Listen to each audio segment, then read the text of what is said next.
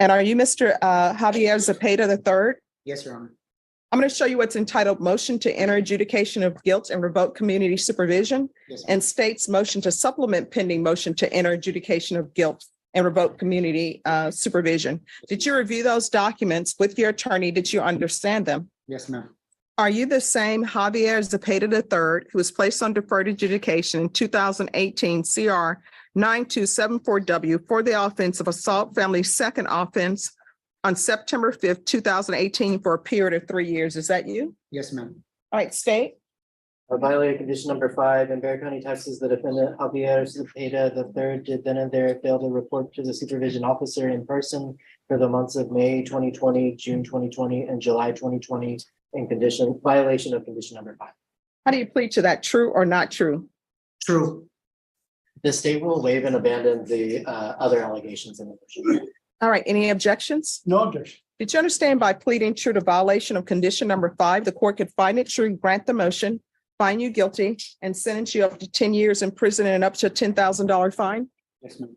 Knowing that, do you still wish to plead true to violation of condition number 5? Yes, ma'am. Court would find violation of condition number 5 true. Is there an agreement? Your Honor, there's not exactly an agreement. The state is recommending that the defendant be revoked and sentenced to 5 years, but I believe defense has their own request for the court. All right, defense, what are you requesting? My client, his family, his employer, and I are requesting that he be allowed to do inpatient, to be allowed an electronic monitoring device, and to continue on probation. We would not be opposed to extending them as long as it's physically possible. And we have witnesses, we have some testimony we think the court will find relevant. All right, probation? Your Honor, this case expired in 2021. So an extension of probation at this time would not be an option. Yes. I understand, Your Honor. We have in the courtroom today, Mr. Joe Ricky Naranjo, his employer. Mhm. We have his mother, and we have his father. The problem here is that this man has been a heroin addict, Your Honor, and he's trying to bring that under control. Even while he had absconded, he has been going to get methadone. He's been going to the methadone clinic. And his mother's a witness to the fact that she takes him every day to the methadone clinic. And the father is here to testify that he himself has been on methadone for 10 years and is supporting his family and has a full-time job, is a supervisor, and he's a methadone user, and that's how he fights his cringes. And this young man is taking methadone. So this is the question. Here's the thing. These are the answers I need to make an appropriate decision in this case. Now, even though I cannot extend you, I can find you guilty. I can give you regular probation, but there are questions that I have that need to be answered. Yes, ma'am. And those questions are going to be, where has he been? And what has he done on probation? Tell the court what program. Can you raise your right hand for me, please? Do you solemnly swear or affirm the testimony you give will be the truth and nothing but the truth, so help you God? Yes, ma'am. All right, you can lower your hand, state your name for the record, please. Javier Zepeda III. All right, off the record for a moment. Could I see the, all right, we're back on the record. So where have you been?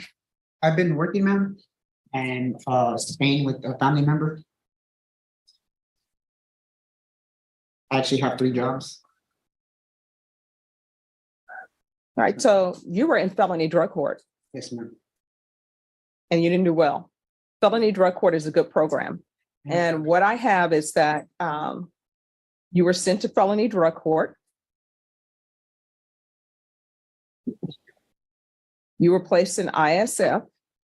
You were returned back to felony drug court. And by the end of April 2020, you were testing positive for opiates and marijuana. You continued to use drugs. You were not in compliance with felony drug court outpatient treatment. And then you stopped reporting. And then you contacted your case manager. And I'm aware of all the parties in felony drug court because I used to be an attorney in felony drug court. Yes, ma'am. I'm aware of that. You contacted her in July 2020. You requested help. Yes, ma'am. So they arranged for you to go to detox go to Center for Healthcare Services, and then be transitioned to lifetime residential treatment upon detox. Yes, ma'am. You entered detox, then you left detox. Yes, ma'am. Then a warrant was issued for you, and then you stopped communicating with felony drug court. Yes, ma'am. I got scared. Well, no, I had a kid on the way, so I made a don't stupid use that choice. fear thing No. with me. And let me just tell you why I don't use the fear thing with me. Because I'm reading this, and felony drug court, I know how they work. When people relapse, they don't immediately cut you off. Yes, ma'am. And that's evidenced by the report that I'm reading, that they gave you chance after chance. They sent you to detox. So you leaving detox, don't try to use your child as an excuse. I had a baby on the way, because that wasn't the reason why you left detox. You left detox because it got hard and you wanted to use, and you're continuing to use. So do not use your child as an excuse for why you are not clean and sober. Yes, ma'am. So I don't believe there's anything that I can do for you, because felony drug court has tried it all. You absconded from felony drug court, and they still accepted you back after you absconded. They were giving you help, and then you absconded again. And I understand that there comes a point in time in people's lives where they're like, okay, now I'm ready to do it. But at some point in time, the court can't continue working with people who don't want to be worked with. And your problem is your chances to be worked with have elapsed. There is no chance to be worked with. You're going to have to do it on your own. If when he wasn't reporting, he was taking methadone to make sure he did not go down the spiral. He was trying, and his family's here to say that they worked with him with that. But all he had to do was pick up the phone and call felony drug court. Have you read? I'm going to read this to you. You've been an absconder for almost 3 years. As an amended condition of probation due to a motion to revoke, Mr. Zepeda was placed in the felony drug court program on January 24th,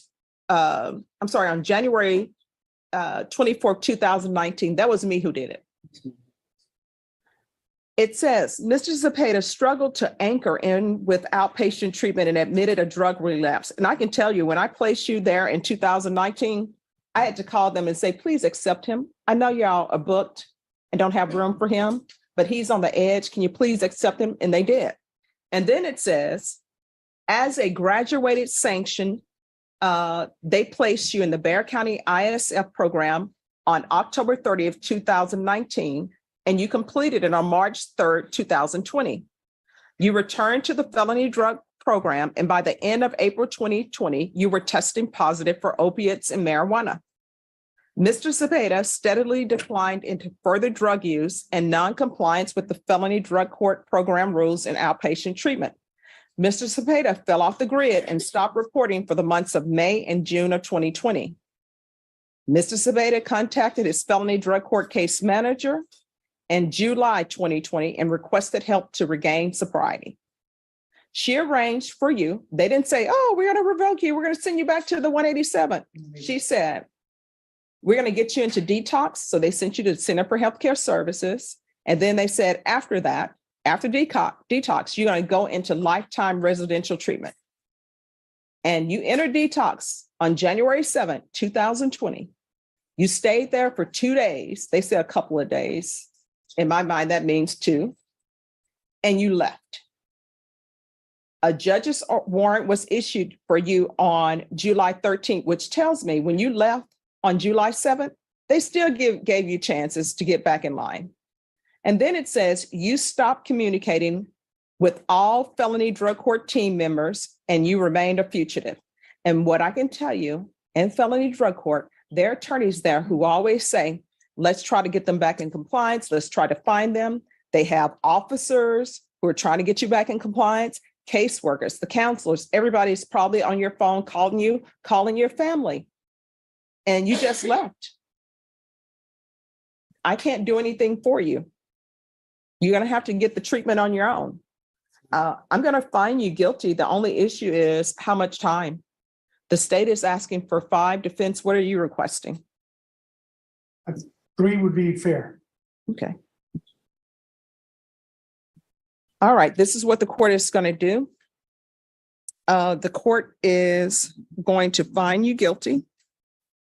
The court is going to sentence you